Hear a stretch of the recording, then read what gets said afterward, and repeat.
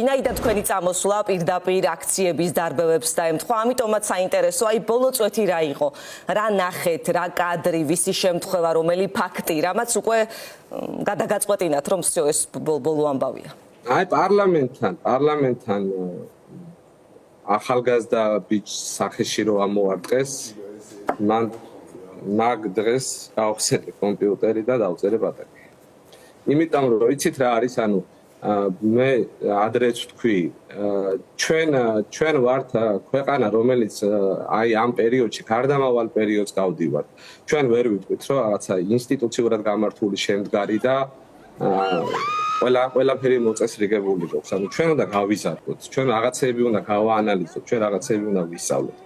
ის რაც დეკემბერში 28 ნოემბრიდან დეკემბრის თვეებში შინაგან საქმეთა სამინისტრომ გააკეთა, არანაირ ჩარჩოებში არ ჯდება, არანაირ იურიდიულ, არანაირ საკანონმდებლო ჩარჩოებში არ ჯდება.